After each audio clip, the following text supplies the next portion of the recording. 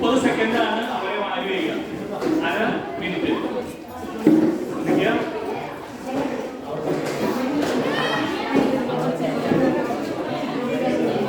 മത്സരം ആരംഭിക്കുന്നു.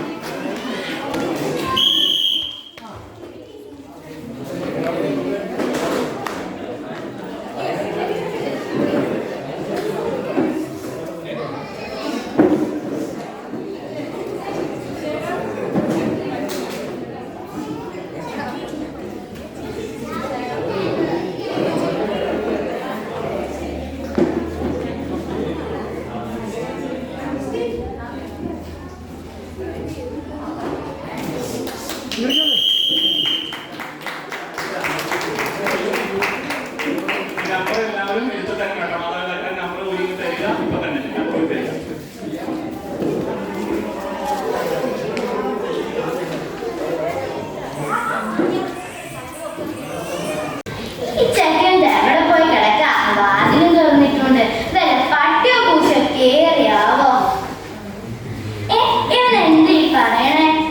Hello boss, എനിക്കെല്ലാം കേൾക്കാം.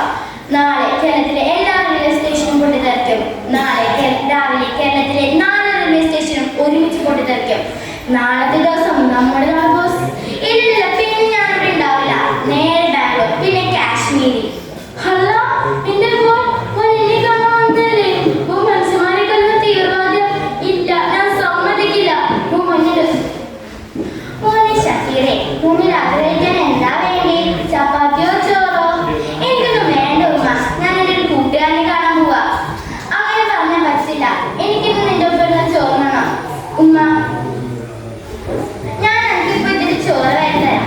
മോനെ ഷക്കീറെ, എനിക്കറിയാം ഞാൻ എനിക്ക് പറഞ്ഞ് ചോറ് വരുത്താമെന്നൊക്കെ പാടിയ പാട്ട്. മണിമുത്തേ മധുവർണ്ണ പൂമോനെ നിന്റെ മനതാരിൽ കുളിരേകിത്തേനൂനെ. അല്ല, ഉമ്മ എന്തിനാ കരയുന്നേ? സന്തോഷമുണ്ട് മോനെ, എനിക്കൊന്ന് സന്തോഷമുണ്ട്. എനിക്കറിയാമോ, അന്ന് ഞാൻ 3ാം ക്ലാസ് വരെ പഠിപ്പിച്ചിട്ടുള്ളൂ. പക്ഷേ ഇപ്പോഴും ഈ ഉമ്മാന്റെ മനസ്സിലൊരു കാര്യമുണ്ട്. ഇന്ത്യ എന്റെ രാജ്യമാണ്, എന്റെ സ്വന്തം രാജ്യം. ഹൊയ് നിർത്തുമ്മ, ഒരു ഇന്ത്യ. ഭാരത് നശിക്കട്ടെ, പാകിസ്ഥാൻ ജയിക്കട്ടെ.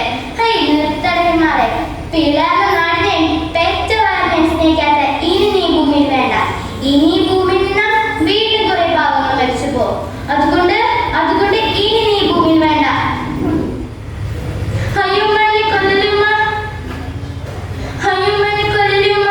പടച്ച റബ്ബേ, എന്നോട് പൊറുക്കണേ. Thank you all.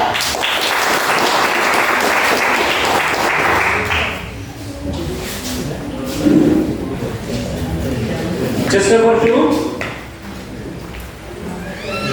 Just number 3.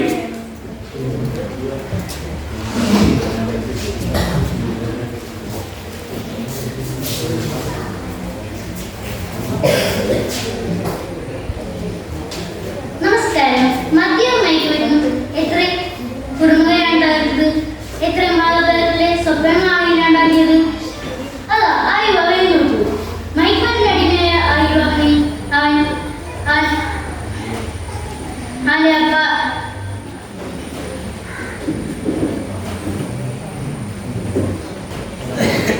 മുറിയിൽ അടച്ചിട്ടിരിക്കുകയാണ്.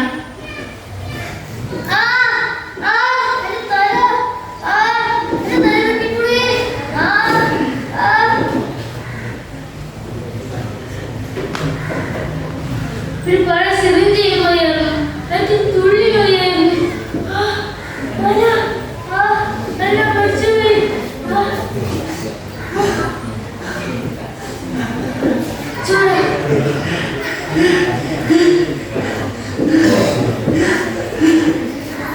അച്ഛ വാർത്ത നോക്ക്, അച്ഛ വാർത്ത നോക്ക്.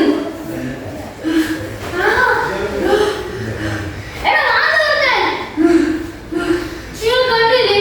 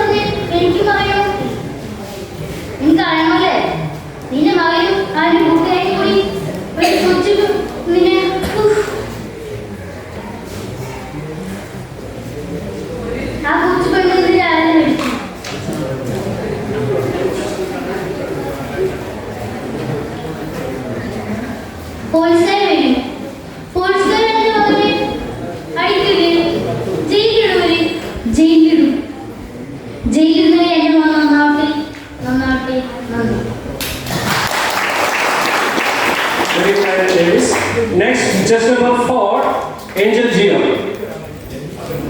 ഒരു നിമിഷം ഫാൻസിന് പങ്കെടുക്കാനുള്ള എല്ലാവരും ഈ സൈഡിലേക്ക് സ്റ്റേജിന്റെ സൈഡിലേക്ക് വരണമെന്ന് അഭ്യർത്ഥിക്കുന്നു. ഫാൻസിന് കഴിഞ്ഞാൽ അടുത്തത് നമ്മുടെ സീനിയേഴ്സിന്റെ ഭക്തിഗാനമായിരിക്കും.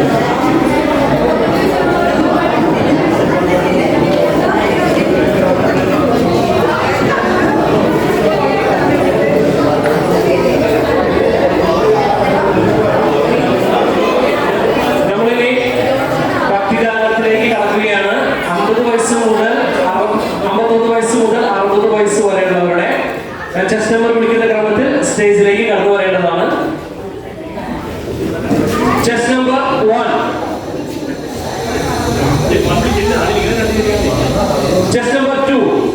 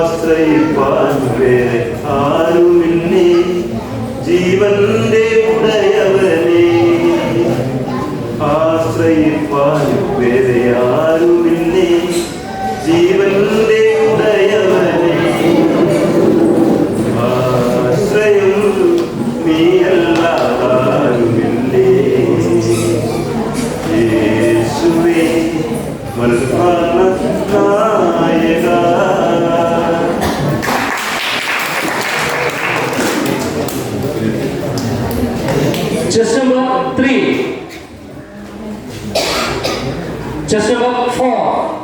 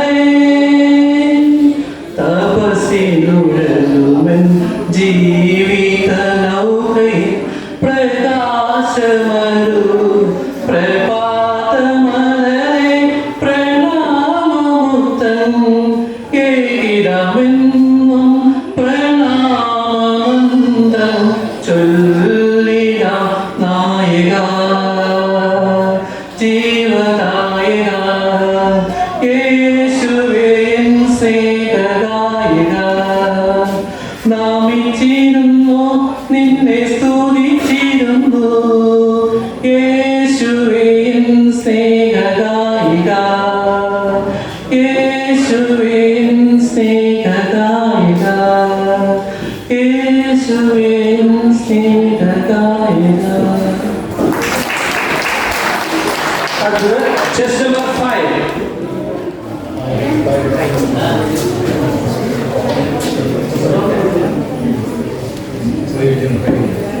Just number 6.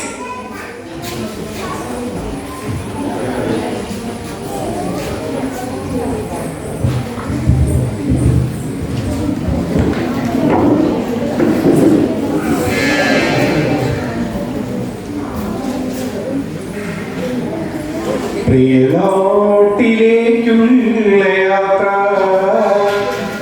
പ്രിയരെ തേടിയ യാത്ര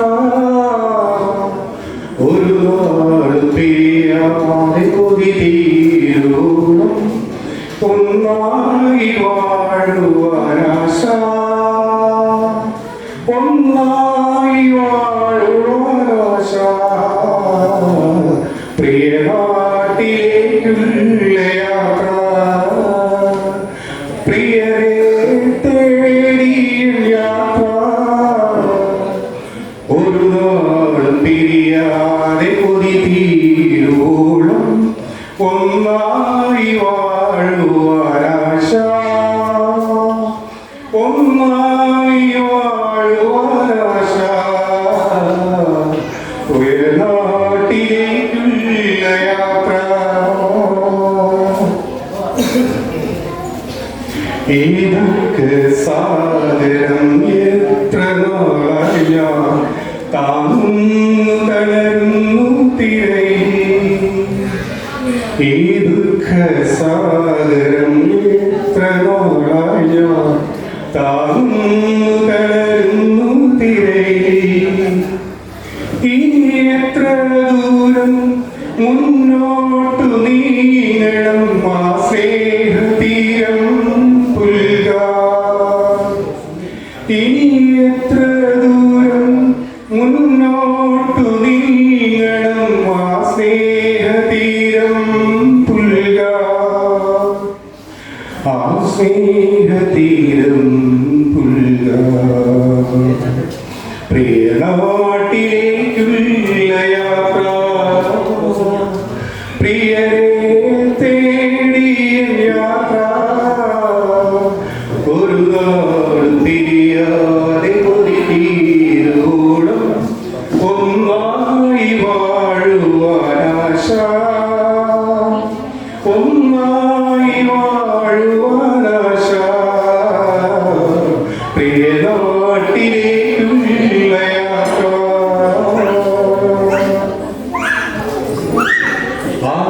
ആശാകിരണം തോന്നി പകർന്നേ വിശ്വാസദീപം തെളിച്ചു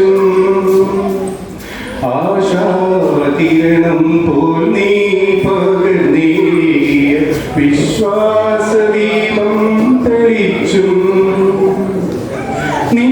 നിന്നാമമന്ത്രം ജപിച്ചും നീങ്ങുന്നു നിന്നാട്ടിലെത്തിയിടോളം നിന്നാമമന്ത്രം ജപിച്ചും നീങ്ങുന്നു നിന്നാട്ടിലെത്തിയിടോളം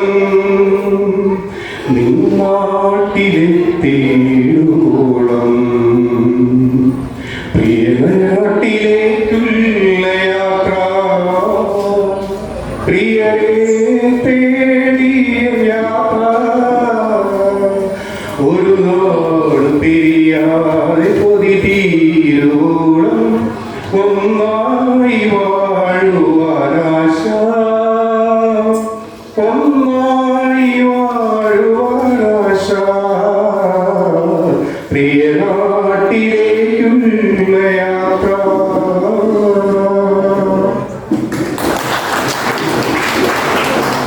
Just number 7.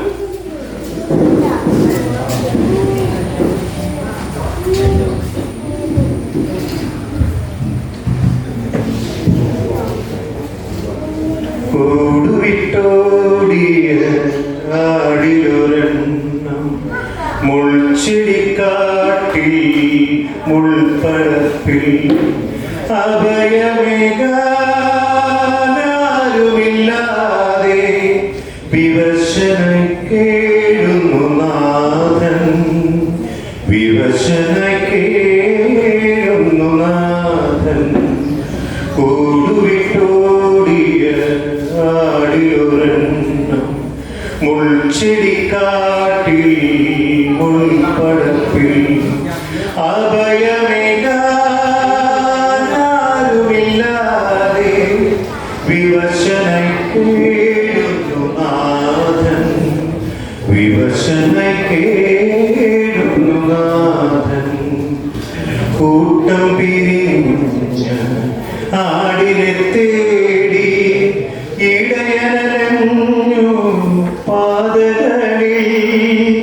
കൂട്ടം പിരിഞ്ഞ ആടിനെ തേടി ഇടയനലഞ്ഞു പാതകളിൽ. ഘോരവനത്തിലും താഴ്വരക്കാട്ടിലും കണ്ടില്ല നാഥൻ പിരിഞ്ഞതിനെ.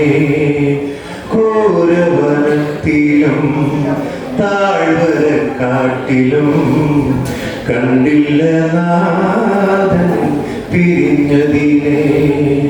കൂടുവിട്ടോടിയ ആടിലൊരെണ്ണം മുൾച്ചെടിക്കാട്ടിൽ മുൾപ്പടപ്പിൽ അഭയമേകാരുമില്ലാതെ വിവശനായി കേഴുന്നു നാഥൻ, വിവശനായി കേഴുന്നു നാഥൻ. നൂറു നൂറാടുകൾ ദൂരത്തു പോയിട്ടും കണ്ടെത്തി നാഥൻ പിരിഞ്ഞതിനെ. നൂറു നൂറാടുകൾ ദൂരത്തു പോയിട്ടും കണ്ടെത്തി നാഥൻ പിരിഞ്ഞതിനെ. ഏകനായി ഞാൻ എത്ര സഞ്ചരിച്ചാലും കൂട്ടിനു നീ ചാരയില്ലേ. ഏകനായി ഞാൻ എത്ര സഞ്ചരിച്ചാലും കൂട്ടിനു നീ ചാരയില്ലേ. കൂടുവിട്ടോടിയ ആടിലൊരെണ്ണം മുൾച്ചെടിക്കാട്ടിൽ മുൾപ്പടപ്പിൽ അഭയമേകാരുമില്ലാതെ വിവശനായി കേഴുന്നു നാഥൻ, വിവശനായി കേഴുന്നു നാഥൻ.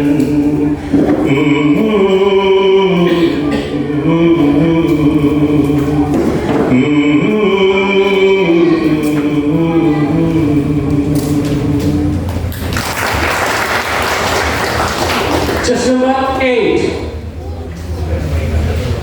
ഈ പ്രസംഗ മത്സരത്തിലുള്ളവരെ സ്റ്റേജിന്റെ സൈഡിലേക്ക് വരണമെന്ന് അഭ്യർത്ഥിക്കുകയാണ്. അടുത്തത് ചെസ് നമ്പർ 8.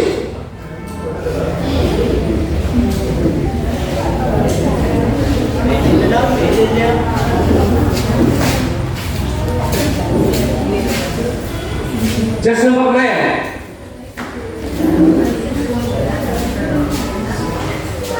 Chess number 10.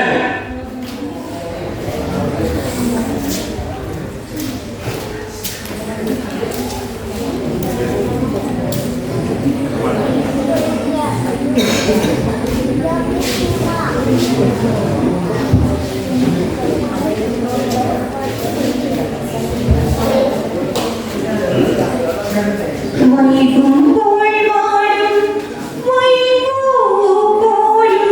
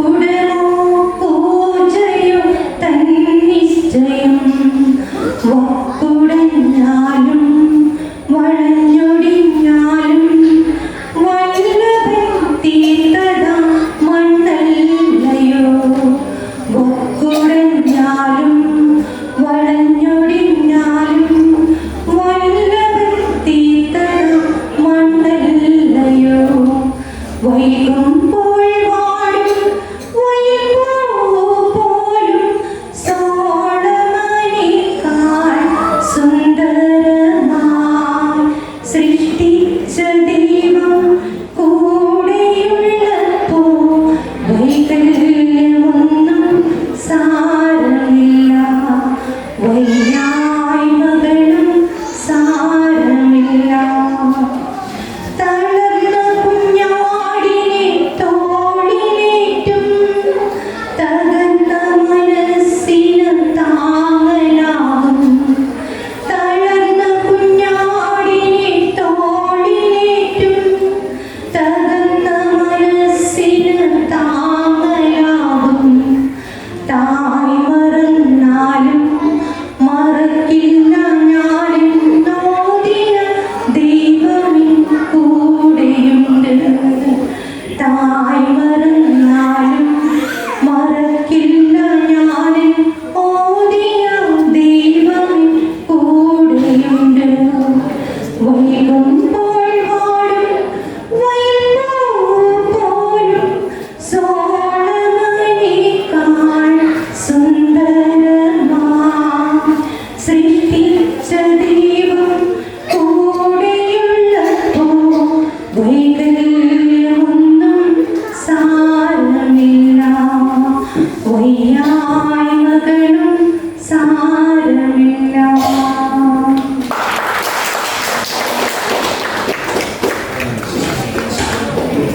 അടുത്തത് ജസ്റ്റ് നമ്പർ 11.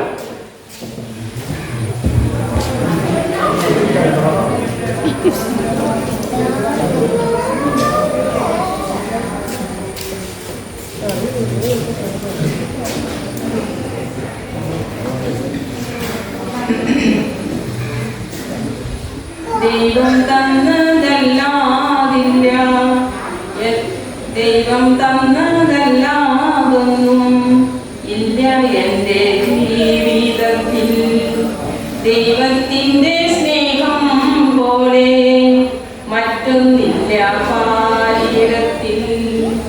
ഇന്നോളം എൻ ദൈവമെന്നെ കാത്തു പോകുകിൽ.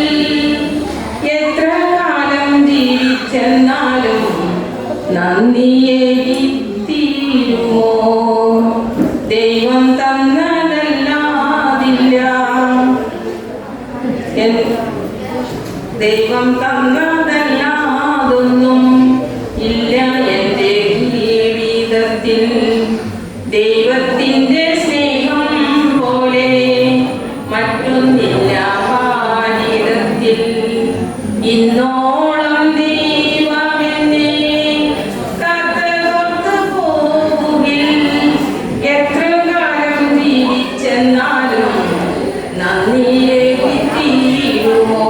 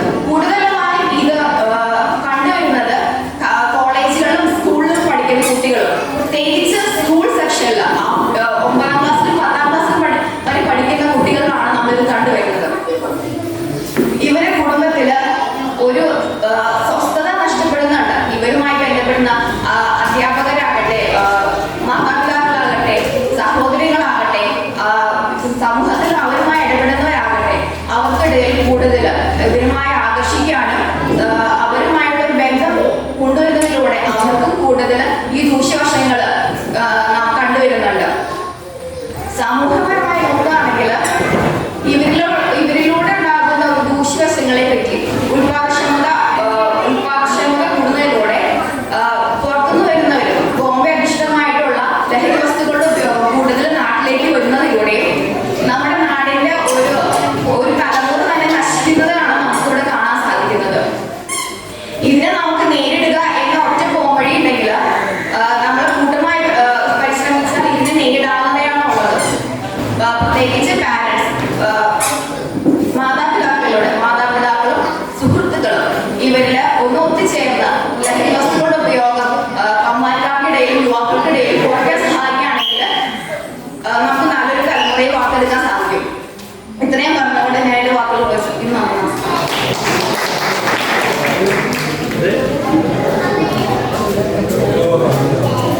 ദയവായി കുട്ടികളെല്ലാം ഒന്ന് നിശബ്ദരായിരിക്കുക. കാരണം അവിടെ പ്രസംഗിക്കുമ്പോൾ ആർക്കും കേൾക്കാൻ പറ്റുന്നില്ല. കുട്ടികൾ ഒന്ന് സൈലന്റ് ആയിരിക്കുക. കൂടാതെ പുറത്തുള്ളവരൊന്നും ഉള്ളിലേക്ക് കയറി കഴിഞ്ഞാൽ ഇവിടെ വേദിയിൽ മത്സരിക്കുന്നവർക്ക് അത് പ്രോത്സാഹനമായിരിക്കും ഓർമ്മിപ്പിക്കുകയാണ്. അടുത്തതായിട്ട് ചെസ് നമ്പർ 5.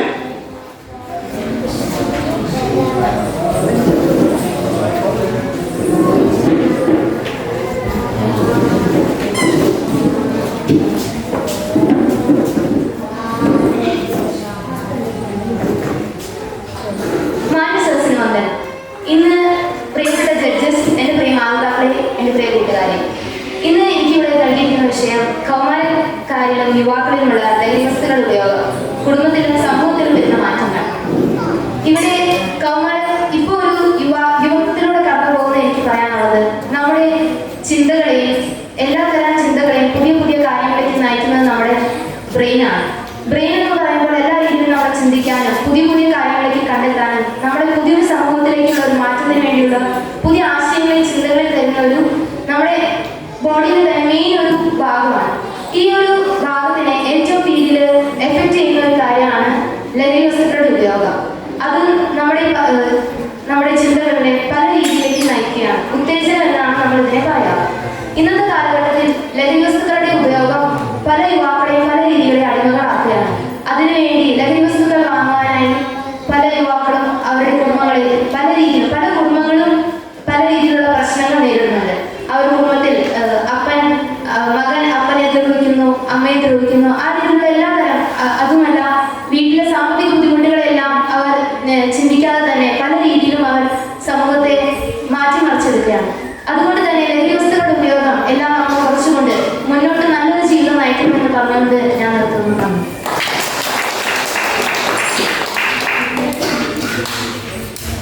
അടുത്തത് ചെസ് നമ്പർ 6.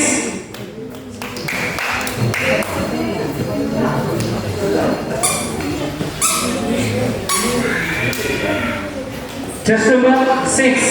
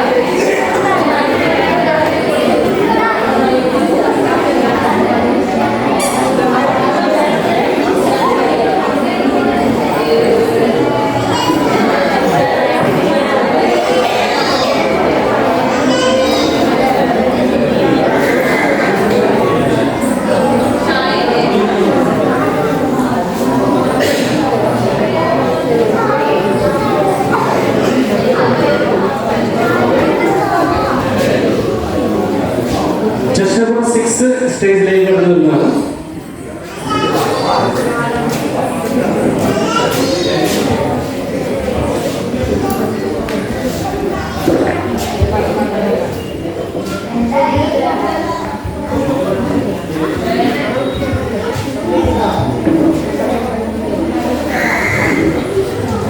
ഏറ്റവും ബഹുമാനപ്പെട്ട വിധികർത്താക്കളെ, മാതാപിതാക്കളെ, എൻ്റെ പ്രിയ ഇടവക ജനങ്ങളെ, ഒരുപാട് സന്തോഷം ഇന്നിവിടെ പ്രസംഗിക്കാൻ ഒരു മത്സരത്തിന് എത്തിയതിന്.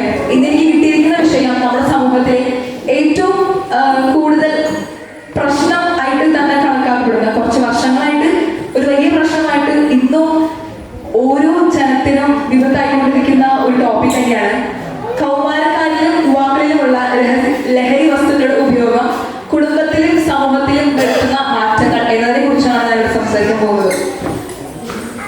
നമ്മൾ ഇന്ന് ജനിച്ചു വീഴുന്ന ഓരോ കുഞ്ഞും ചിലപ്പോഴൊക്കെ അനുഭവിച്ചുകൊണ്ടിരിക്കുന്ന ആദ്യത്തെ മണം വേണമെങ്കിൽ സിഗരറ്റിന്റെ ആയിരിക്കും. അടുത്ത് നിൽക്കുന്ന ചേട്ടന്മാരും കൗമാരക്കാരും കുട്ടിയുടെ അച്ഛനും അപ്പൂപ്പനും വേണമെങ്കിൽ അപ്പൂപ്പനും വരെ വലിച്ചുകൊണ്ടിരിക്കുന്ന ബീഡിയുടെയും സിഗരറ്റിന്റെയും മണമൊക്കെ ആയിരിക്കും ഇന്നത്തെ കാലത്ത് കുട്ടികൾ അനുഭവിക്കുന്നത്. അത് തൊട്ട് പിന്നീട് അങ്ങോട്ട് ഒരു കുട്ടി വളർന്നു വരുന്ന ഓരോ കൗമാരത്തിലും യുവത്വത്തിലും അവനൊരു പുരുഷനായതിനു ശേഷവും അവനെന്നല്ല അവളും എല്ലാവരും കടന്നു പോകുന്നത് ഈ ഒരു ലഹരി എന്ന ഒരു വലിയ ലോകത്തിന്റെ വഴികളിലൂടെയാണ്.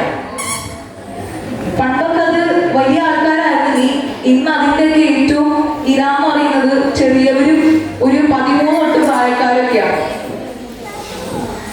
അവരിൽ ഉണ്ടാക്കുന്ന മാറ്റങ്ങളെ കുറിച്ചാണ് ഞാൻ സംസാരിക്കാൻ വെക്കുന്നത്. ഒരാള് ലഹരിയിൽ പിടിപെട്ട്, ലഹരി എന്ന് പറഞ്ഞാൽ മദ്യമാവാം, മയക്കുമരുന്നാവാം, സിഗരറ്റ് ആവാം, ഇത് തുടങ്ങി അങ്ങോട്ട് വലിയ കൊക്കെയിൻ, ഹാഷിഷ് ഓയിൽ തുടങ്ങിയ എന്ത് LSDs അല്ലെങ്കിൽ എന്ത് പറയുന്ന എത്ര സയന്റിഫിക് പേരുകളും പറയാൻ പറ്റുന്ന വിധത്തിൽ പറയാൻ പറ്റാത്ത വിധത്തിലുള്ള ഒരുപാട് ലഹരികൾ ഇന്ന് നമുക്ക് വിപണിയിൽ ലഭ്യമാണ്. ഇതിനെല്ലാത്തിൻ്റെയും ഏറ്റവും താഴെത്തട്ടിലുള്ള ഒരു ഭവിഷ്യത്ത് എന്ന് പറയുന്നത്, നമ്മുടെ ശരീരത്തിന് വരുത്തുന്ന ഭവിഷ്യത്ത് എന്ന് പറഞ്ഞാൽ നമ്മുടെ ബുദ്ധിയുടെ ഒരു പ്രവർത്തനം നിലച്ചു പോകുന്നതാണ്. ഒരു ചെറിയ ചെറിയ പ്രശ്നങ്ങളിൽ തുടങ്ങി ബുദ്ധി അങ്ങോട്ട് ഇല്ലാണ്ടാവുന്ന ഒരു സിറ്റുവേഷൻ വരെയായിരിക്കും.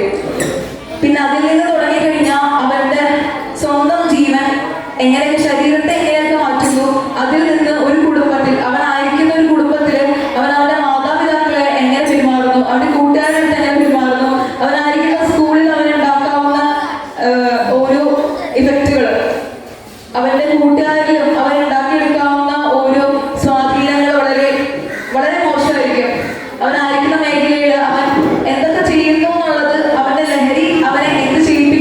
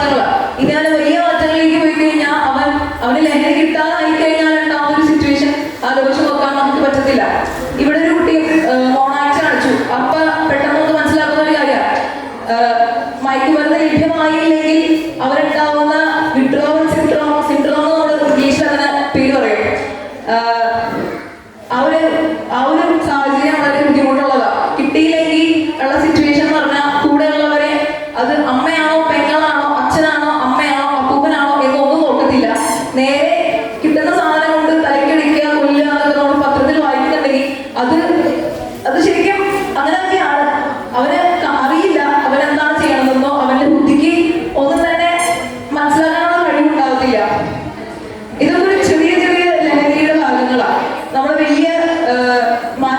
വലിയ ലഹരിയുടെ വിപത്തുകൾ എന്ന് പറഞ്ഞു കഴിഞ്ഞാൽ കുറച്ച് വിപണി റാക്കറ്റുകളൊക്കെ നമ്മളിപ്പോൾ കേട്ടിട്ടുണ്ടോ? ചെറിയ സിഗരറ്റ് വലിച്ചു തുടങ്ങുന്ന കുട്ടിയായിരിക്കും ചിലപ്പോൾ വലിയ വലിയ മയക്കുമരുന്ന് വിപണിയിലും വാണിജ്യത്തിലൊക്കെ ഏർപ്പെടുന്നവർ. അപ്പോൾ ചെറിയ ലഹരിയായാലും വലുതായാലും അവൻ ഉണ്ടാക്കാവുന്ന മാറ്റം എന്ന് പറഞ്ഞു കഴിഞ്ഞാൽ അവർ കുടുംബജീവിതത്തിലും വ്യക്തിത്വത്തിലും ഇടവകയിലും സമൂഹത്തിലും വളരെ വലിയ വിപത്തായിരിക്കും ഉണ്ടാവുന്നത്. ഇത്ര പറഞ്ഞുകൊണ്ട് ഞാൻ നിർത്തുന്നു. നന്ദി.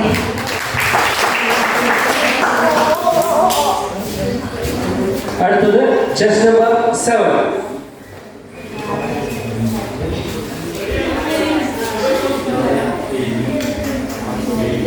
Chess number 8.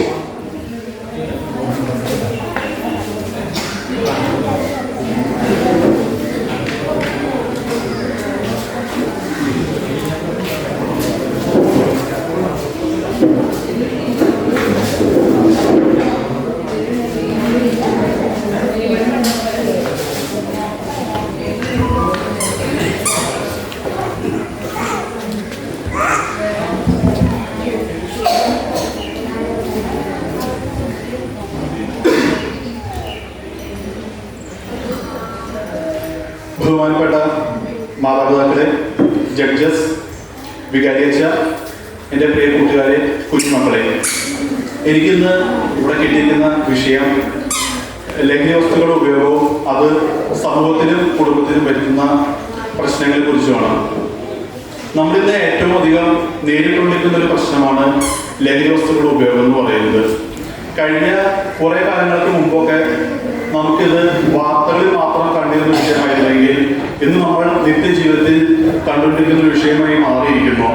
എന്തുകൊണ്ടാണ് ഇത്രയധികം ലഹരി വസ്തുക്കളുടെ ഉപയോഗം നമ്മുടെ പേഴ്സണൽ ലൈഫിലോട്ട് കടന്നു വരുന്നത്? നമ്മൾ കുറച്ചധികം കൂടുതൽ ചിന്തിക്കേണ്ട സമയമാണിത്. പണ്ടൊക്കെ ഞാൻ TV കാണുമ്പോൾ വെറുതെ ഒരു കൗതുകം പോലെ കണ്ടിരുന്ന ഒരു വാർത്തയായിരുന്നു.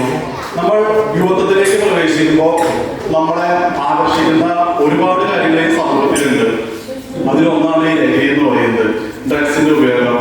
നമ്മളോട് പലപ്പോഴും നമ്മുടെ കൂട്ടുകാർ പറയും, ഇതൊന്നും ഉപയോഗിച്ച് നോക്കിക്കോ, കുഴപ്പമൊന്നുമില്ല, ഒരു പ്രാവശ്യം ഉപയോഗിച്ചാൽ പ്രശ്നമൊന്നുമില്ലെന്ന് പറയും. അപ്പൊ നമ്മളത് ഉപയോഗിച്ചില്ലെങ്കിൽ അവർ പറയും, നീ ഒരു ആണാണോ, നീ ഇത്രയും വളർന്നില്ലേ, നീ ഇപ്പോഴും അമ്മയുടെ മകനായിട്ട് തന്നെയാണ് ഇരിക്കണേ. ഇങ്ങനെ നമ്മളവര് കളിയാക്കും. പല രീതിയിലാണ് നമുക്ക് പ്രലോഭനങ്ങൾ ഉണ്ടാവുന്നത്. ഈ പ്രലോഭനങ്ങൾ ഉണ്ടാകുമ്പോൾ നമ്മൾ കുറച്ച് വളർന്നു അല്ലെങ്കിൽ നമ്മൾ മെച്ചൂർഡായി എന്ന് കാണിക്കാനായിട്ട് നമ്മൾ ഇതൊന്നും ഒരു പ്രാവശ്യം ഉപയോഗിച്ച് നോക്കും. നമുക്കപ്പോൾ തോന്നും, ഇത് ഉപയോഗിച്ചു കുഴപ്പമൊന്നുമില്ല. നമുക്ക് അന്നേരം ചെറിയൊരു ആവേശം തോന്നും.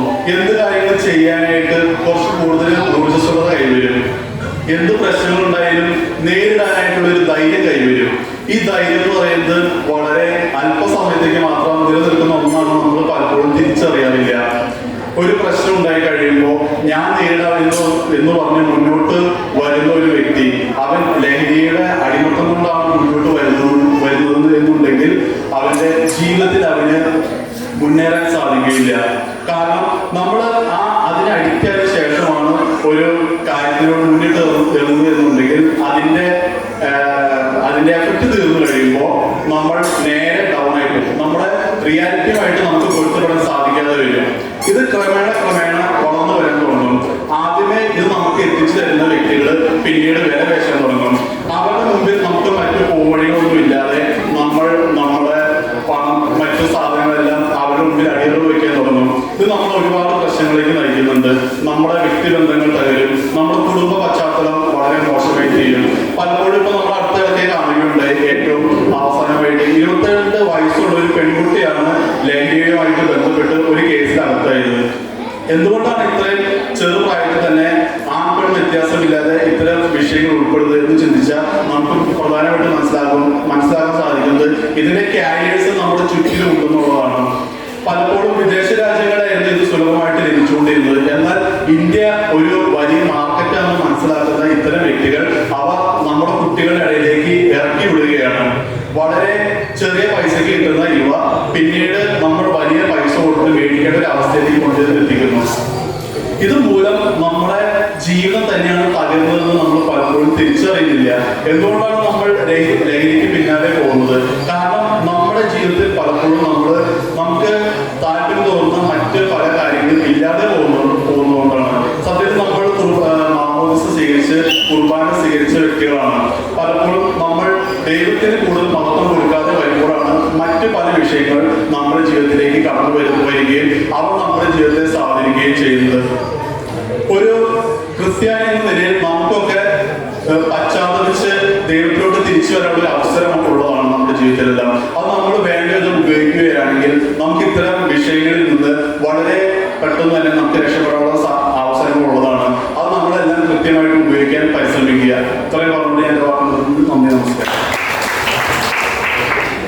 പ്രസംഗോത്സവം കഴിഞ്ഞാൽ ഉടനെ തന്നെ ബൈബിൾ വായനയാണ്. അപ്പോൾ ബൈബിൾ വായനയ്ക്കുള്ള മത്സരാർത്ഥികൾ സ്റ്റേജിന്റെ സൈഡിലേക്ക് ചെസ് നമ്പറിന് വേണ്ടി വരേണ്ടതാണ്.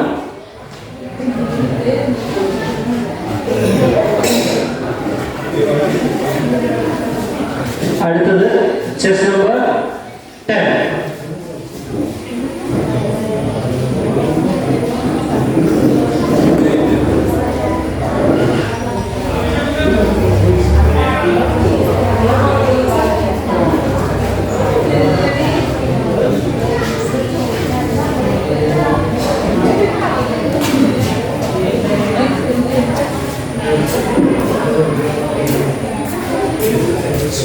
ദയവായി നിങ്ങൾ പുറത്ത് നിന്നൊരു ഒന്നുള്ളിലേക്ക് കയറിയിരിക്കുമോ? അപ്പൊ ഒന്നുള്ളിലേക്ക് കയറിയിരിക്കും.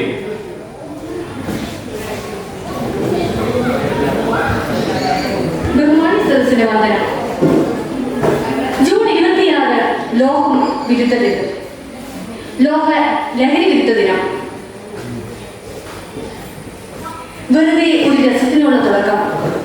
അത് നീരാളി കൈകളിലൂടെ പല പല ഭാഗങ്ങളിലൂടെ യൗവനങ്ങളിലേക്ക് എത്തിച്ചേരുകയാണ്.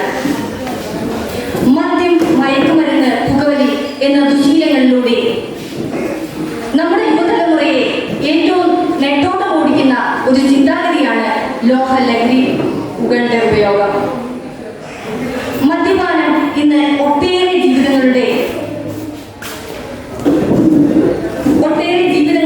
നശിപ്പിക്കുന്ന ഒന്നായി, ഒട്ടേറെ ജീവിതങ്ങളെ തനിച്ചാക്കപ്പെടുന്ന ഒന്നായി ഇന്ന് നമ്മുടെ സമൂഹത്തിൽ കാണപ്പെട്ടുകൊണ്ടിരിക്കുകയാണ്. പത്രമാധ്യമങ്ങളിലൂടെ നാം ഓരോരുത്തരും കണ്ടുകൊണ്ടിരിക്കുന്ന ലഹരി വിരുദ്ധത്തെ കുറിച്ച് ദിനംപ്രതി നമ്മൾ ഓരോ പത്രമാധ്യമങ്ങളിലൂടെ കാണാറുണ്ട്.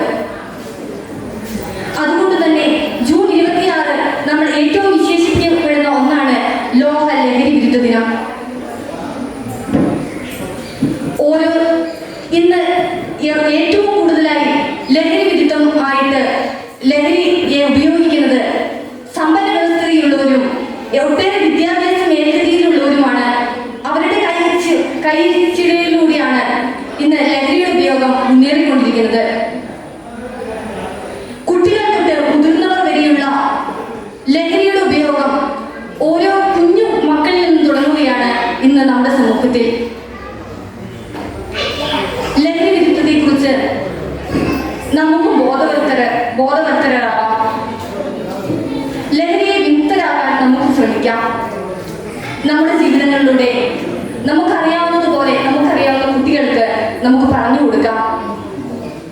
പാഠശാലകളിൽ നിന്നും വിദ്യാഭ്യാസ മേഖലയിൽ നിന്നും നമ്മുടെ മതബോധന സ്ഥാപനങ്ങളിൽ നിന്നുമാണ് നമ്മുടെ ക്രൈസ്തവ വിശ്വാസികൾക്ക്, ക്രൈസ്തവ കുഞ്ഞുമക്കൾക്ക് നമ്മൾ ലഹരി വിരുദ്ധത്തെ കുറിച്ച് പറഞ്ഞു കൊടുക്കേണ്ടത്.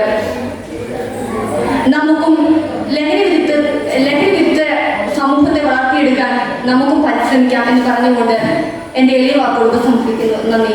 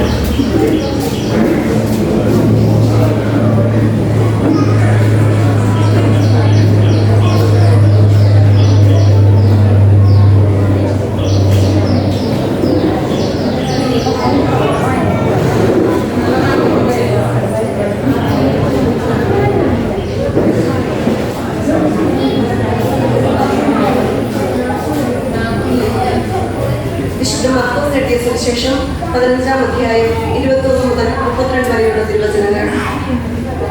കുരിശിൽ തറയ്ക്കുന്നു. അലക്സാണ്ടറിന്റെയും റൂഫസിന്റെയും പിതാവായ കിറേനക്കാരൻ ഷിമിയോൻ നാട്ടിൽ കുളിക്കുമെന്ന് പറഞ്ഞ് അതിലെ കടന്നു പോവുകയായിരുന്നു. യേശുവിനെ കുരിശ് ചുമക്കാൻ അവർ അവനെ നിർബന്ധിച്ചു. തലയോടിടം എന്നർത്ഥമുള്ള ഗോൽഗോഥായും അവർ അവനെ കൊണ്ടുവന്നു.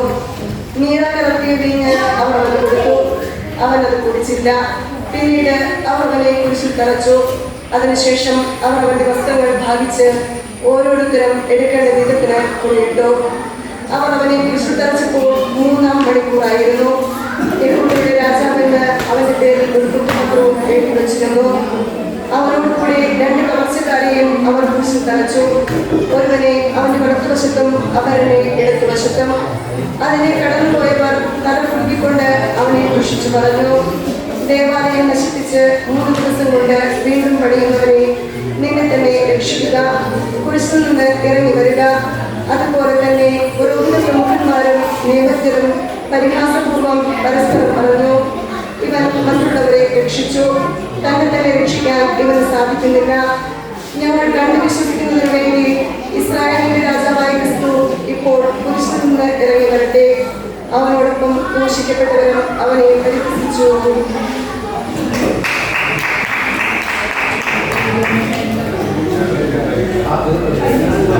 അടുത്തത് ചെസ് നമ്പർ 4.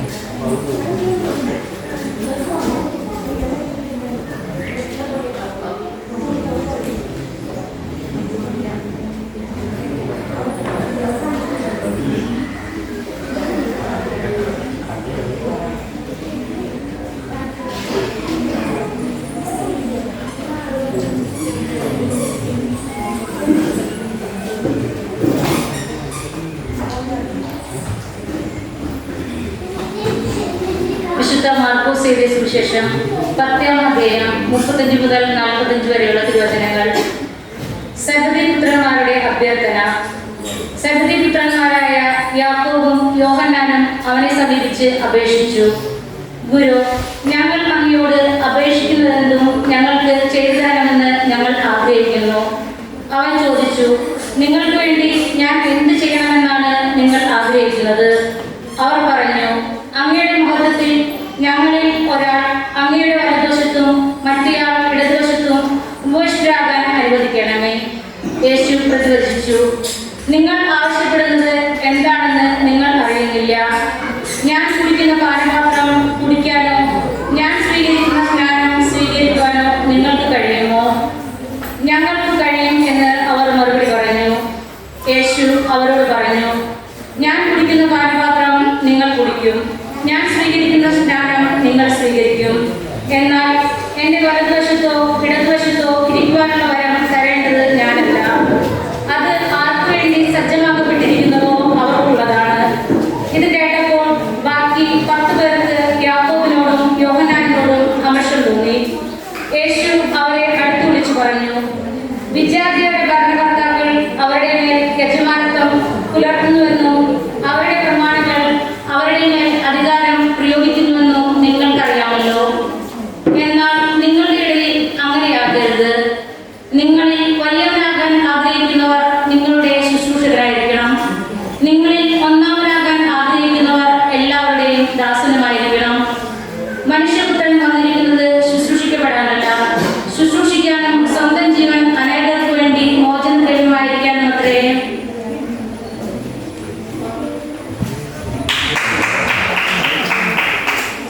Chess number 5.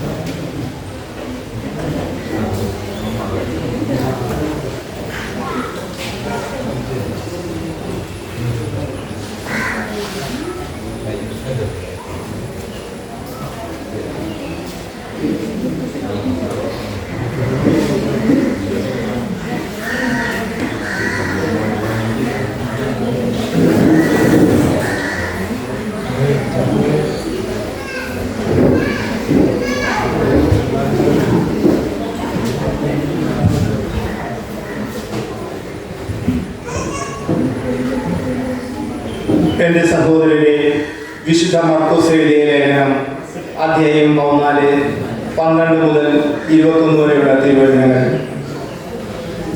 യേശുവിനെ വധിക്കാൻ ആലോചന.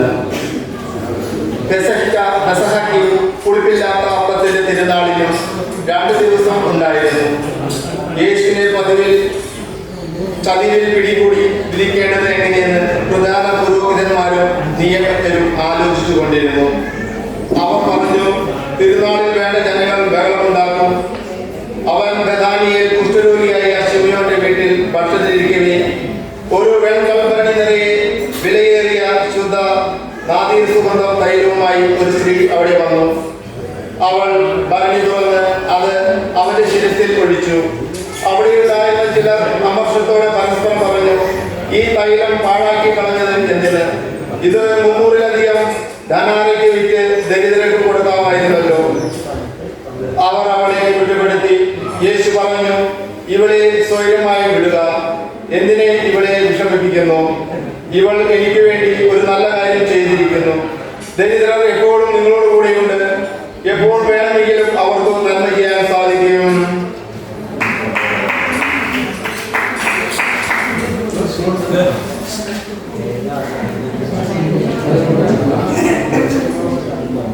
Just number 6.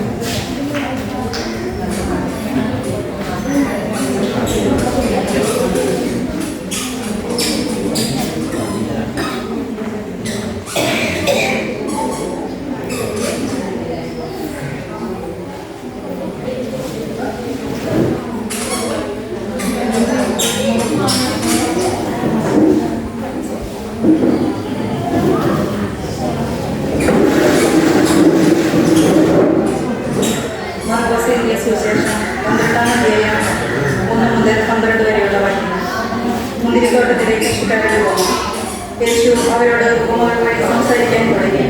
ഒരുവൻ ഒരു മുന്തിരിത്തോട്ടം നട്ടുപിടിപ്പിച്ചു. അതിന് ചുറ്റും വേലി കെട്ടി മുന്തിരിച്ചെത്ത് സ്ഥാപിച്ചു. ഒരു ഗോപുരവും പണിതു. അത് കൃഷിക്കാരെ ഏൽപ്പിച്ചിട്ട് അവൻ അവിടെ നിന്ന് പോയി. സമയമായപ്പോൾ മുന്തിരിപ്പഴങ്ങളിൽ നിന്ന് തന്റെ ഓഹരി ശേഖരിക്കാൻ അവൻ കൃഷിക്കാരുടെ അടുത്തേക്ക് വൃത്തിനെ അയച്ചു. എന്നാൽ അവൻ അവനെ പിടിച്ച് അടിക്കുകയും വെറുകൈയോടെ പറഞ്ഞയക്കുകയും ചെയ്തു. വീണ്ടും അവൻ മറ്റൊരു വൃത്തിനെ അയച്ചു. അവർ അവനെ തലയ്ക്ക് പരിക്കേൽപ്പിക്കുകയും അപമാനിച്ചയക്കുകയും ചെയ്തു. അവൻ വീണ്ടും ഒരുവനെ അയച്ചു. അവനെ അവർ കൊന്നുകളഞ്ഞു. മറ്റു പലരെയും അയച്ചു. ചിലരെ അവൻ അടിക്കുകയും ചിലരെ കൊല്ലുകയും ചെയ്തു. അവനെ ഇനി ഒരുവൻ മാത്രം അവശേഷിച്ചു, തൻ്റെ പ്രിയപുത്രൻ. എൻ്റെ പുത്രനെ അവർ മാനിക്കും എന്ന് പറഞ്ഞ് അവസാനം അവനെയും അവരുടെ അടുത്തേക്ക് അയച്ചു. കൃഷിക്കാർ പരസ്പരം പറഞ്ഞു, ഇവനാണ് അവകാശി, ഇവനെ നമുക്ക് കൊന്നുകളയാം, അവകാശം നമ്മുടേതാണ്. അവർ അവനെ പിടിച്ച് കൊന്ന് മുന്തിരിത്തോട്ടത്തിന് വെളിയിലേക്ക് എറിഞ്ഞു. ഇനി മുന്തിരിത്തോട്ടത്തിന്റെ ഉടമസ്ഥൻ എന്ത് ചെയ്യും? അവൻ വന്ന് ആ കൃഷിക്കാരെ നശിപ്പിച്ച് മുന്തിരിത്തോട്ടം വേറെ ആളുകളെ ഏൽപ്പിക്കും. ഈ വിശുദ്ധ ലിഖിതം നിങ്ങൾ വായിച്ചിട്ടില്ലേ? പണിക്കാർ ഉപേക്ഷിച്ച കല്ല് തന്നെ മൂലക്കല്ലായി തീർന്നു. ഇത് കർത്താവിന്റെ പ്രവൃത്തിയാണ്. നമ്മുടെ ദൃഷ്ടിയിൽ ഇത് അത്ഭുതകരമായിരിക്കുന്നു. തങ്ങൾക്കെതിരായിട്ടാണ് ഈ ഉപമ അവൻ പറഞ്ഞതെന്ന് മനസ്സിലാക്കി അവർ അവനെ പിടിക്കാൻ ശ്രമിച്ചു. എന്നാൽ ജനക്കൂട്ടത്തെ അവർ ഭയപ്പെട്ടു. അതുകൊണ്ട് അവർ അവനെ വിട്ടുപോയി.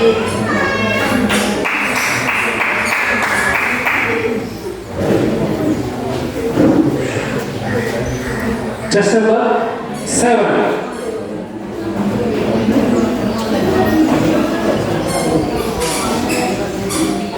Just number 8.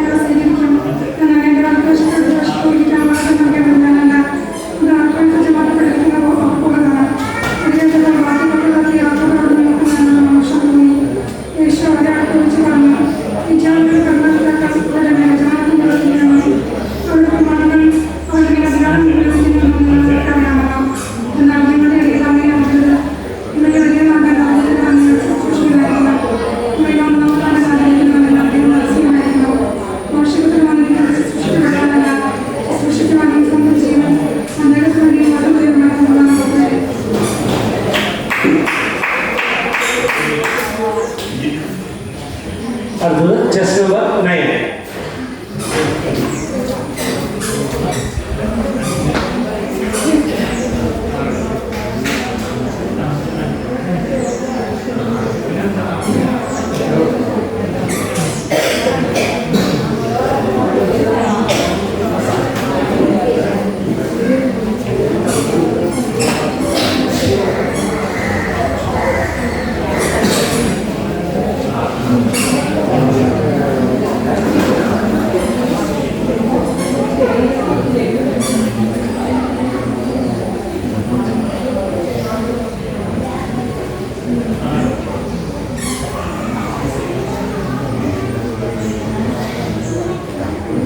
വിശുദ്ധ മർക്കോസ് എഴുതിയ സുവിശേഷം 11-ാം അധ്യായം 1 മുതൽ 11 വരെയുള്ള തിരുവചനങ്ങൾ. ജെറുസലേമിലേക്കുള്ള രാജകീയ പ്രവേശനം. അവർ ജെറുസലേമിനെ സമീപിക്കുകയായിരുന്നു.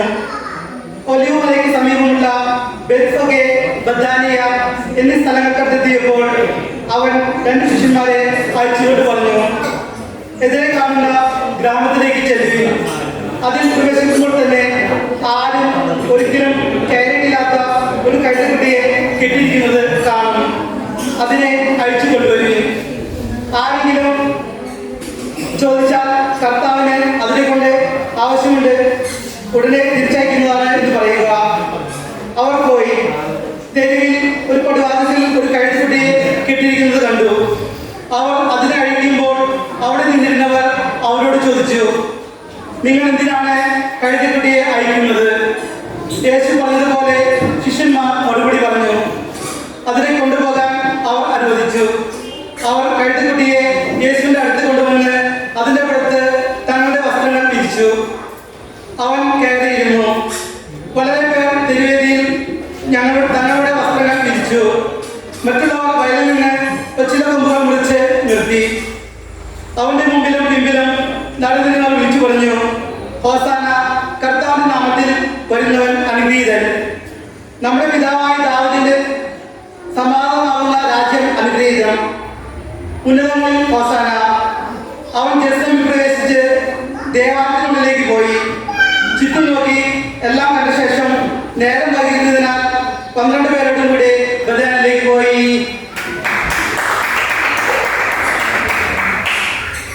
Chess number 10.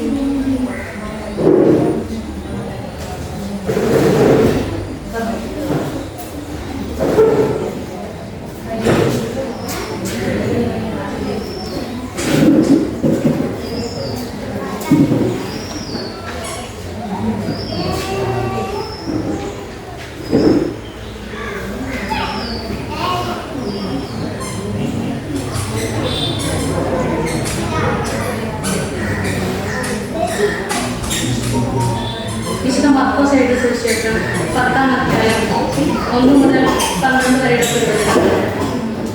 അവൻ അവിടെ വിട്ട് യൂദായിലേക്കും ജോർദാൻ മറുകരയിലേക്കും പോയി. വീണ്ടും ജനങ്ങൾ അവന്റെ അടുക്കൽ ഒന്നിച്ചുകൂടി. പതിവ് പോലെ അവൻ അവരെ പഠിപ്പിച്ചു.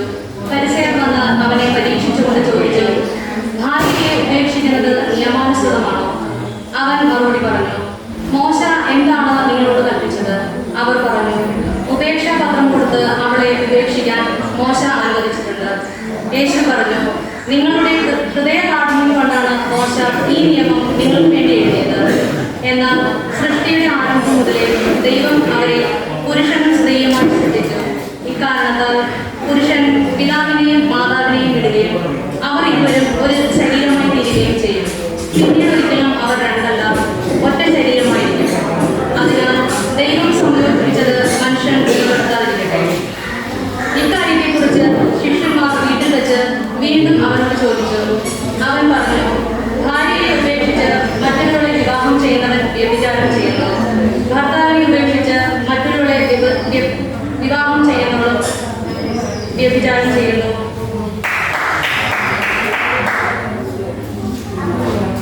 അത് ചെസ് നമ്പർ 11.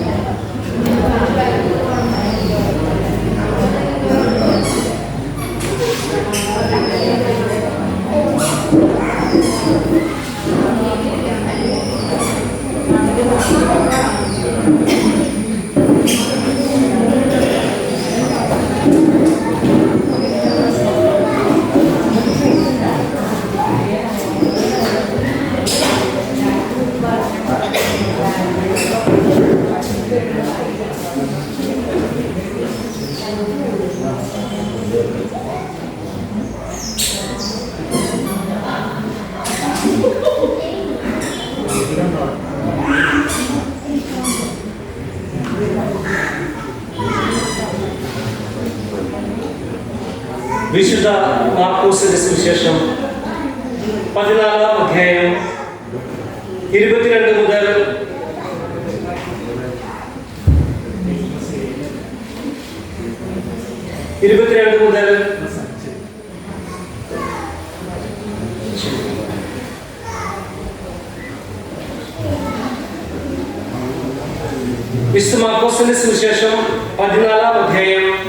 32 മുതൽ 42 വരെയുള്ള വാക്യങ്ങൾ.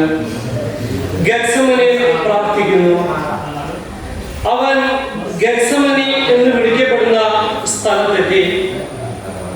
അവർ ശിഷ്യരോട് പറഞ്ഞു, ഞാൻ പ്രാർത്ഥിക്കുമ്പോൾ നിങ്ങൾ ഇവിടെ ഇരിക്കും. അവൻ പത്രോസിനെയും യാക്കോബിനെയും യോഹന്നാനെയും കൂടെ കൊണ്ടുപോയി. പര്യാപ്തനായും അസ്വസ്ഥനാക്കുവാനും തുടങ്ങി. അവർ അവനോട് പറഞ്ഞു, എന്റെ ആത്മാവ് മരണത്തോളം ദുഃഖിതമായിരിക്കുന്നു. നിങ്ങൾ ഇവിടെ ഉണർന്നിരിക്കുവിൻ. അവൻ അല്പദൂരം മുന്നോട്ട് ചെന്ന് നിലത്ത് വീണ് സാധ്യമെങ്കിൽ ആ മണിക്കൂർ തന്നെ കടന്നു പോകട്ടെ എന്ന് പ്രാർത്ഥിച്ചു. അവൻ പറഞ്ഞു, ആബാ പിതാവേ, എല്ലാം അങ്ങേക്കും സാധ്യമാണ്. ഈ പാനപാത്രം എന്നിൽ നിന്ന് മാറ്റി തരണമേ. എന്നാൽ എന്റെ ഹിതമല്ല, അങ്ങയുടെ ഹിതം മാത്രം. അനന്തരം അവൻ വന്ന് അവർ ഉറങ്ങുന്നത് കണ്ട് പത്രോസിനോട് ചോദിച്ചു, ശിമയോനെ, നീ ഉറങ്ങുന്നുവോ? 1 മണിക്കൂർ ഉണർന്നിരിക്കുവാൻ നിനക്ക് കഴിയില്ലേ? പ്രലോഭനത്തിൽ അകപ്പെടാതിരിക്കുവാൻ ഉണർന്നിരുന്ന് പ്രാർത്ഥിക്കുവിൻ. ആത്മാവ് സന്നദ്ധമെങ്കിലും ശരീരം ബലഹീനമാണ്. അവൻ വീണ്ടും പോയി അതേ വചനം പറഞ്ഞ് പ്രാർത്ഥിച്ചു. തിരിച്ചു വന്നപ്പോൾ അവർ ഉറങ്ങുന്നതാണ് കണ്ടത്. അവരുടെ കണ്ണുകൾ നിദ്രാഭാരമുള്ളതായിരുന്നു. അവനോട് എന്ത് മറുപടി പറയണമെന്ന് അവർക്ക് അറിഞ്ഞുകൂടായിരുന്നു. അവൻ മൂന്നാമതും വന്ന് അവനോട് പറഞ്ഞു, ഇനിയും നിങ്ങൾ ഉറങ്ങി വിശ്രമിക്കുന്നുവോ? മതി, സമയമായിരിക്കുന്നു. ഇതാ മനുഷ്യപുത്രൻ പാപികളുടെ കൈകളിൽ ഏൽപ്പിക്കപ്പെടുന്നു. എഴുന്നേൽക്കുവിൻ, നമുക്ക് പോകാം. ഇതാ എന്നെ ഒറ്റിക്കൊടുക്കുന്നവർ അടുത്തെത്തിയിരിക്കുന്നു.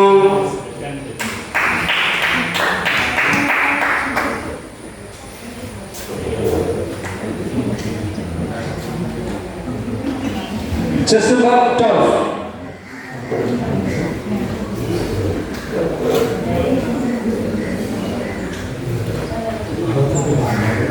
അടുത്തത് ഇത് കഴിഞ്ഞാൽ അടുത്തത് ഭക്തിഗാനമാണ്.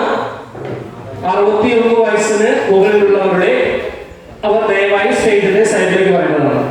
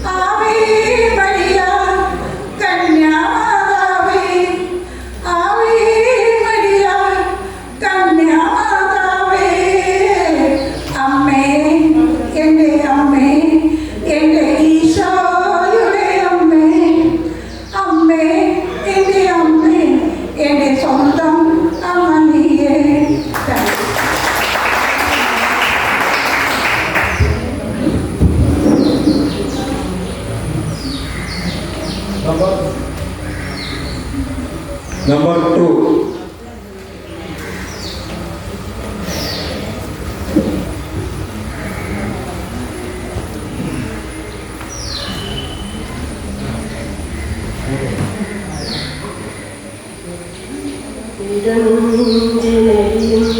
കനലിന്റെ ചൂടേറ്റ് പൊഴിയുന്ന കണ്ണും മുട്ടെടുത്ത് നമ്മെ നിനക്കായ കോർക്കൊരുക്കി അന്നത്തെ 3 മണി ജപമാല ഇടനെഞ്ചിലെരിയുന്ന കനലിന്റെ ചൂടേറ്റ് പൊഴിയുന്ന കണ്ണുനി മുത്തെടുത്ത് അമ്മേ നിനക്കായി കോർത്തൊരുക്കി കണ്ടെത്തി 3 മണി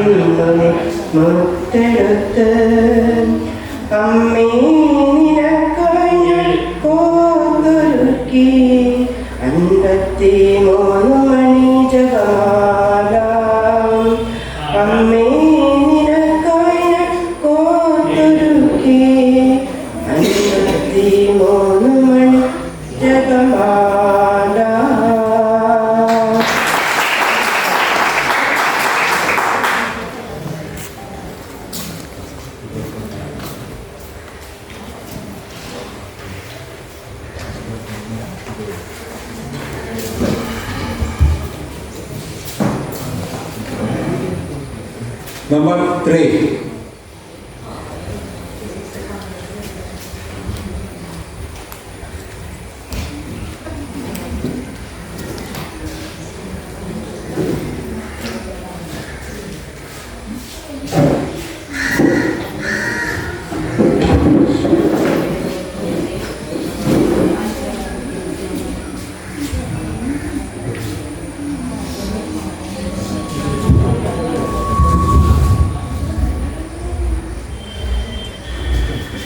അമ്മേ എൻ്റെ അമ്മേ എൻ്റെ ഈശോയുടെ അമ്മേ അമ്മേ എൻ്റെ അമ്മേ എനിക്ക് ഈശോ തന്നൊരമ്മേ ആവേ മരിയ കന്യാമാതാവേ ആവേ മരിയ കന്യാമാതാവേ അമ്മേ എൻ്റെ അമ്മേ എൻ്റെ ഈശോയുടെ അമ്മേ അമ്മേ എൻ്റെ അമ്മേ എനിക്ക് ഈശോ തന്നൊരമ്മേ തലമുറകൾ തോറും പാടും ഭാഗ്യവതി അമ്മ ജപമണിമാലകളിൽ ഉയരും നന്മ നിറഞ്ഞവളമ്മ പറുദീസായായി അമ്മ ദൈവത്തിനു വാക്കാൻ പുണ്യാശ്രമമായി അമ്മ ഈശോയ്ക്കു വളരാൻ അമ്മേ എൻ്റെ അമ്മേ എൻ്റെ ഈശോയുടെ അമ്മേ അമ്മേ എൻ്റെ അമ്മേ എനിക്ക് ഈശോ തന്നൊരമ്മേ ആവേ മരിയ കന്യാമാതാവേ ആവേ മരിയ കന്യാമാതാവേ അമ്മേ എൻ്റെ അമ്മേ എൻ്റെ ഈശോയുടെ അമ്മേ അമ്മേ എൻ്റെ അമ്മേ എനിക്ക് ഈശോ തന്നൊരമ്മേ മിഴികൾ നിറയുമ്പോൾ അമ്മ മഴവില്ലായി തെളിയും മൊഴികൾ ഇടറുമ്പോൾ എന്നോട് സ്വരമായി തീർന്നിടും ദുഃഖം വന്നിടുവാൻ അമ്മേ പ്രാർത്ഥിച്ചിടണമേ പാപം അകന്നിടുവാൻ അമ്മേ യാചിച്ചിടണമേ അമ്മേ എൻ്റെ അമ്മേ എൻ്റെ ഈശോയുടെ അമ്മേ അമ്മേ എൻ്റെ അമ്മേ എനിക്ക് ഈശോ തന്നൊരമ്മേ അമ്മേ എൻ്റെ അമ്മേ എൻ്റെ ഈശോയുടെ അമ്മേ അമ്മേ എൻ്റെ അമ്മേ എൻ്റെ സ്വന്തം അമ്മ നീയേ ആവേ മരിയ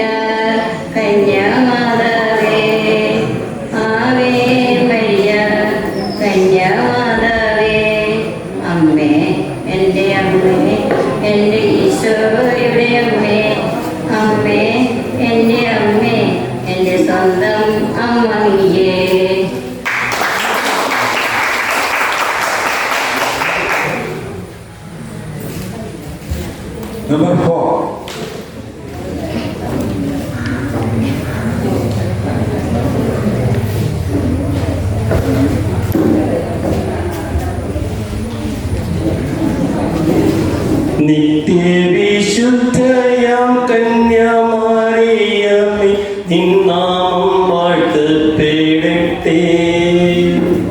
നന്മ നിറഞ്ഞ നിൻ സ്നേഹവാത്സല്യം ഞങ്ങൾക്കനുഗ്രഹമാകട്ടെ. നിത്യവിശുദ്ധയ കന്യാമറിയമേ നിന്നാമം വാഴ്ത്തപ്പെടട്ടെ. നന്മ നിറഞ്ഞ നിൻ സ്നേഹവാത്സല്യം ഞങ്ങൾക്കനുഗ്രഹമാകട്ടെ. കാറ്റു വിതച്ചു കൊടുങ്കാറ്റു കൊയ്യുന്ന മേച്ചിൽപ്പൂരങ്ങളിലൂടെ, കാറ്റു വിതച്ചു കൊടുങ്കാറ്റു കൊയ്യുന്ന മേച്ചിൽപ്പൂരങ്ങളിലൂടെ, അന്തിക്കിടയനെ കാണാതലഞ്ഞിടും ആട്ടിൻ പറ്റങ്ങൾ ഞങ്ങൾ മേയും ആട്ടിൻ പറ്റങ്ങൾ ഞങ്ങൾ. നിത്യവിശുദ്ധയ കന്യാമറിയമേ നിന്നാമം വാഴ്ത്തപ്പെടട്ടെ. നന്മ നിറഞ്ഞ നിൻ സ്നേഹവാത്സല്യം ഞങ്ങൾക്കനുഗ്രഹമാകട്ടെ. ദുഃഖിതർ ഞങ്ങൾക്കായി വാഗ്ദാനം കിട്ടിയ സ്വർഗ്ഗകവാടത്തിൻ മുൻപിൽ, ദുഃഖിതർ ഞങ്ങൾക്കായി വാഗ്ദാനം കിട്ടിയ സ്വർഗ്ഗകവാടത്തിൻ മുൻപിൽ, മുൾമുടി ചൂടി കുരിശും ചുമന്നീവ മുട്ടി വിളിക്കുന്നു ഞങ്ങൾ നിന്നെ, മുട്ടി വിളിക്കുന്നു ഞങ്ങൾ. നിത്യവിശുദ്ധയ കന്യാമറിയമേ നിന്നാമം വാഴ്ത്തപ്പെടട്ടെ. നന്മ നിറഞ്ഞ നിൻ സ്നേഹവാത്സല്യം ഞങ്ങൾക്കനുഗ്രഹമാകട്ടെ. ഞങ്ങൾക്കനുഗ്രഹമാകട്ടെ. ഞങ്ങൾക്കനുഗ്രഹമാകട്ടെ.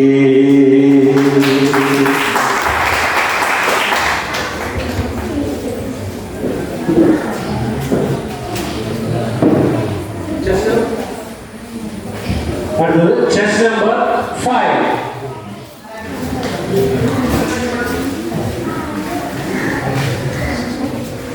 ഈ ഭക്തിഗാനത്തിന് ശേഷം അടുത്ത ലളിതഗാനമായിരിക്കും. ലളിതഗാനത്തിലുള്ളവർ ഇവിടെ സ്റ്റേജിന്റെ സൈഡിലേക്ക് വരണമെന്ന് അഭ്യർത്ഥിക്കുന്നു. സർവശക്തനായ ദൈവമേ, കൈവണങ്ങിടുന്നിതങ്ങയെ നിന്നനന്ദ നന്മകൾക്കു ഞാൻ നന്ദി ചൊല്ലി വാഴ്ത്തിടുന്നിതേ.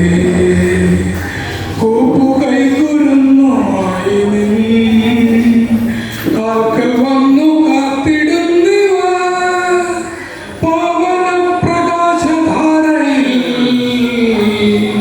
ലീനരായിടണമെന്നുകേ. നിന്റെ ആഗ്രഹത്തിനൊത്തപ്പോ എൻ പ്രവർത്തികൾ സമസ്തവും നിർവഹിച്ചു നിത്യഭാഗ്യവും കൈവരിക്കുവാൻ തരുവരം. സർവശക്തനായ ദൈവമേ, കൈവണങ്ങിടുന്നിതങ്ങയെ നിന്നനന്ദ നന്മകൾക്കു ഞാൻ നന്ദി ചൊല്ലി വാഴ്ത്തിടുന്നിതേ. പാപലേശമേശിടാതെ നിൻ പാദമാശ്രയിച്ചിടുന്നിവ പാവന പ്രകാശ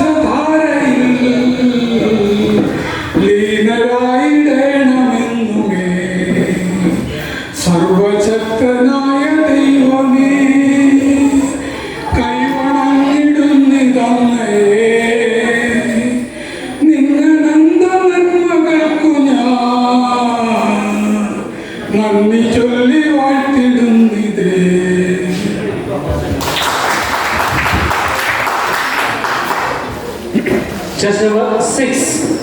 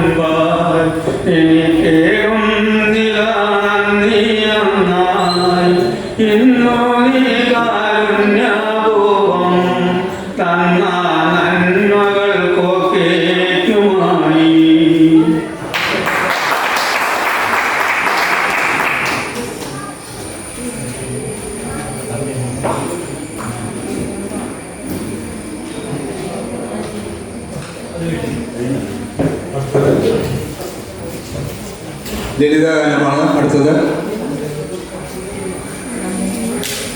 8ാം ക്ലാസ് മുതൽ 8 വയസ്സ് മുതൽ 18 വയസ്സ് വരെ ഉള്ളത്. നമ്പർ 1.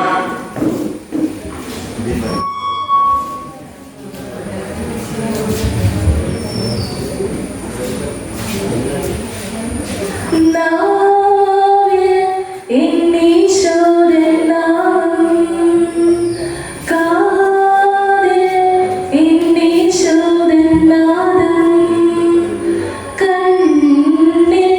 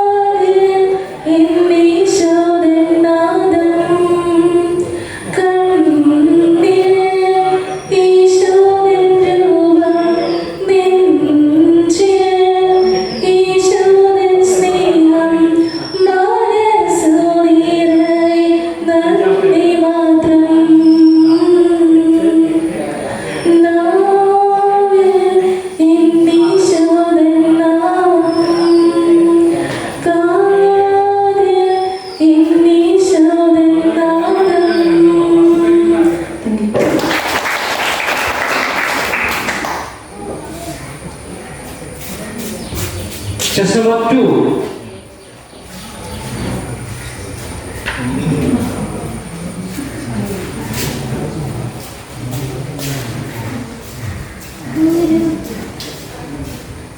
ഉരുകി ഉരുകി തീർന്നിടാ ഒരു മെഴുകുതിരി പോൽ ഞാൻ എൻ്റെ ഉള്ളിൽ നീ വരാനായി കാത്തിരിപ്പു ഞാൻ.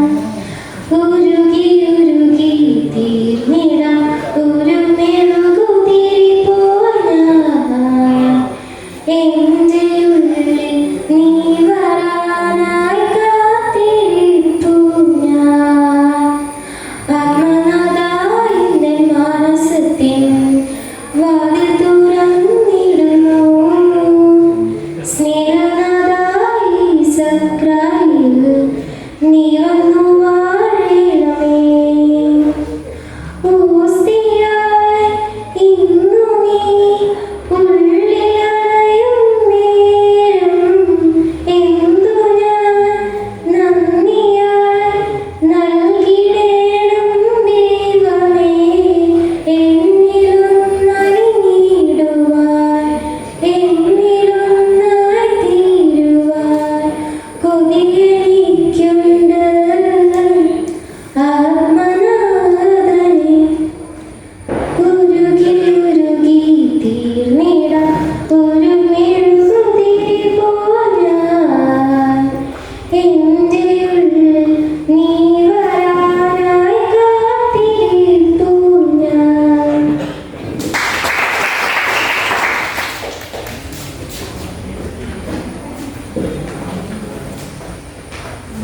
Just number 3.